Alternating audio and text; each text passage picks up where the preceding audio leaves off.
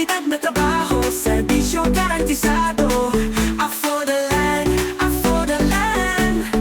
Sa pagangat, sama-sama tayo. For the land. Welcome mga ka-For the Body sa ating YouTube channel. At kung bago ka pa lang, subscribe nyo po, i-follow nyo po ang channel natin, i-like nyo po itong video na to, then click subscribe and i-hit yung notification bell para lagi kayong updated sa ating lahat ng mga videos. So ito na, panoorin na natin mga ka-For the Bodies. Yes, hello, good morning mga ka-For the Bodies. What a beautiful and wonderful day po sa inyong lahat. Kumusta po kayo? Mga ka-farmlat po natin at sa mga ating masugid na tagapagsubaybay. Isa naman pong video ang ating papanoodin po ngayon at napakagandang property po nito. Ayan, start po tayo dito sa kalsada po. Welcome to Camarines Norte. Nandito po tayo sa bayan ng Labo. And ito pong portion ng Labo po na ito po yung nasa may South Road which is mas malapit sa bayan ng Santa Elena. So ayan po. Fully concrete na po ang kalsada dito po sa labas ng property natin.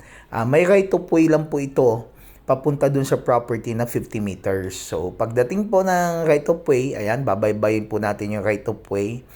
Papunta dun sa property for almost 50 meters lang po yan. Nandyan na po tayo mismo sa bunga ng property. So isa na naman po itong napakagandang farm property. Roland po, niyogan po siya. Punong-puno po ng puno ng niyog, at saka ng mga kawayan, mga lumber trees, itong property na to. At ang kagandahan po nito, dahil po nasa affordalan po kayo, mga subscriber po natin, mga followers, talaga pong napakamura ng property po natin. Very affordable, then at the same time, high quality, kasi po titulado po ito. Ang sukat po ng property po natin ay 6 hectare property. So, nasa loob na po tayo ng property. Ayan po, nasinimula natin yung video natin sa ating bird's eye view, sa ating drone shot. At kung makikita po ninyo, ito pong 6 hectare property po na ito ay meron pong tubig sa loob. May ilog po.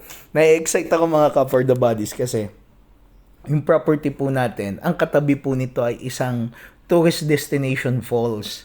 Actually, yung property po na ito, ang totality po nito before is 12 na hinati po ng 4 na magkakapatid ng tita-tatlo. Ngayon, ang ibinebenta lang po ay ito pong 2-3 hektarya for a total of 6 hectare. At ayan po, makikita nyo po, meron po mismong tubig within the property.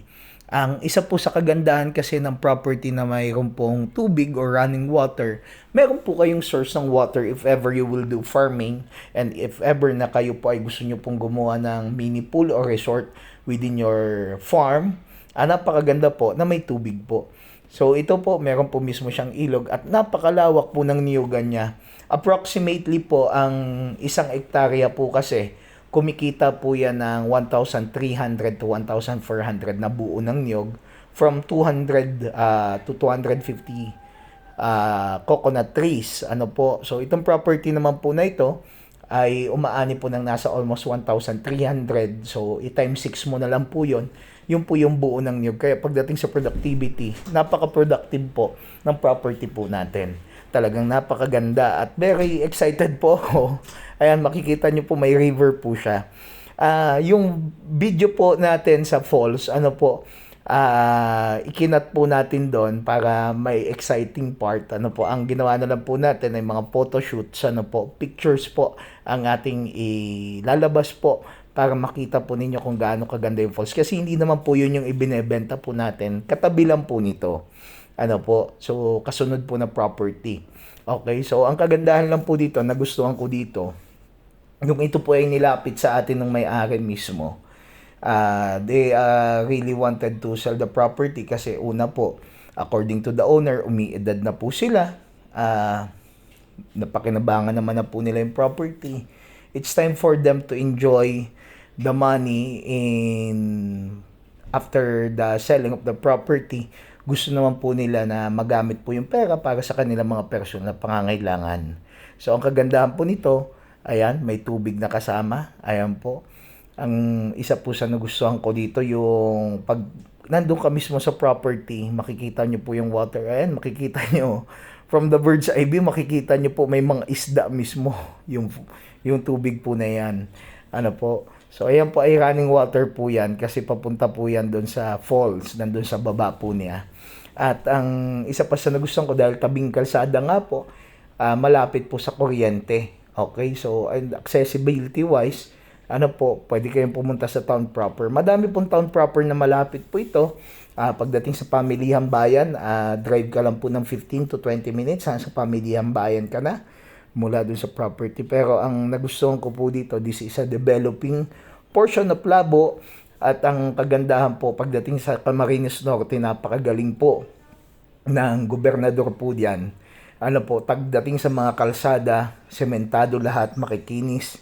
Ano po, at may mga tourist spots po. So, simulan po natin yung video po natin dito mismo sa batis po mismo ng property. So, ito po yung flowing water niya. Okay, ang kagandahan po pag may tubig, like what I've said, ano po, ito, para paakyatin lang po, konting water pump lang po ito. Yung nauuso po ngayon mga for the bodies, pag ikaw ay may farm, pwede ka po maglagay ng solar water pump.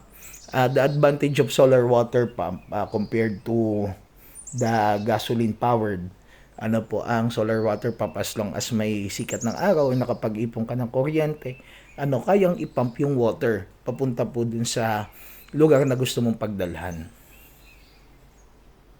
So ayan po yung lawak po ng ano po niya, ng portion po dito sa may baba. So, lakadin lang po, sundan po natin itong guide po natin. Yan pong kasama natin ay mismo po. Siya po yung pinadala ng ating may-ari. Siya po yung tagakawit ng niyog. At kung makikita nyo po, yung mga niyog po niya ay mga bata pa. So, takaran pa kung tawagin. Kasi, paglayugan na po, o yung mga, kasi ang niyog po ay mga centennial trees yan. Minsan, umaabot po talaga ng 80 to 100 po ang edad ng mga puno ng niyog. Yan po, pag mga nasa above 70 to 80, ang hirap na pong kawitin. Ano, unlike this one na mabababa po, at mayroon pa pong mga puno na nagsisimula pa lang mamunga. Ano po, so kagandahan po niya, pag nabili niyo po yung property, kasabay niyo pong umidad yung mga puno ng niyog, kasabay ng mga anak ninyo. Okay? So, ayan, may mga konting damo lang po, kasi yan po ay according dun sa ating tagapagpanday, tinatabas naman daw po nila, pero dahil sa mataba nga daw po ang lupa, ay talagang umaangat po. Pero kung kayo po makabili, ay prepared yung mga area po ng lupa, pwede nyo pong pagtaniman ng mga vegetable, ano, pwede po kayo magtanim ng sili, ano, one of the high value crop ngayon, ano, para sustainable po. Kasi ang purpose naman ng pagbili ng farm, yung iba kasi gusto po ay land banking. Pag sinabing land banking, ay nakakapag-savings po ng pera, kasi sabi nga nila, kung isisave mo lang din po sa bank, okay naman yon. Yun nga lang po, mabagal yung income. Unlike ng lupa, ang lupa po kasi is one of the property na mabilis mag-appreciate ang value. And at the same time, aside sa appreciation ng value, nai-enjoy mo yung property. So ayan po, makikita nyo po, may mga baging na kahoy. Ano po, mga pwede po natin gamitin pag gagawa po kayo ng mga bahay kubo. So, sa 6 na hektarya, kada hektarya, lagyan nyo po ng mga kubo.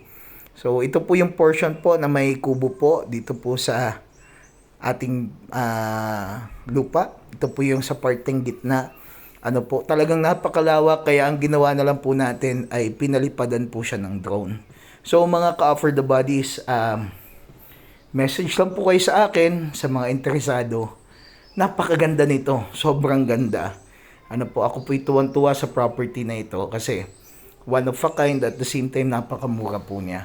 Ano, compared sa ngayon talaga medyo mahirap na po maghanap ng mga murang property dahil nagtataasan po ang value, even yung pera po natin. So, kailan ka pa bibili pag hindi na natin maabot yung presyo ng mga lupa?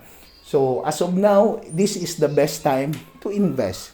And this is the best time na kayo po ay makapag-acquire para naman pagdating ng panahon, kayo naman ang may pwedeng ipamana sa inyong mga mahal sa buhay. So, ito po yung ilang pictures po ng ating falls na kadugtong ng property.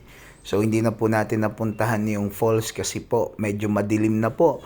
But still, if ever mag-tripping po kayo, pwede po natin bisitahin po yung falls po na katabi ng property. So mga ka-For the Bodies, ako po yung nagpapasalamat sa inyo sa lahat ng nanonood po ng ating video, lahat po ng taga-suporta at tagapagsubaybay hanggang sa muli mga ka-For the Bodies. Nagpapasalamat po. This is Win. Thank you very much po sa inyong lahat. At message lang po kayo or call me. Diyan lang po yung ating contact details po sa upper right hand corner ng screen and sa end screen.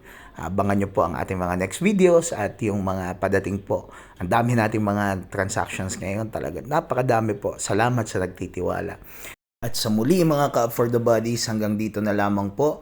Sa Diyos ang lahat ng kapurihan at tanging Kanya lamang. Mga ka-For the Bodies, see you po sa ating next videos. Bye-bye for now.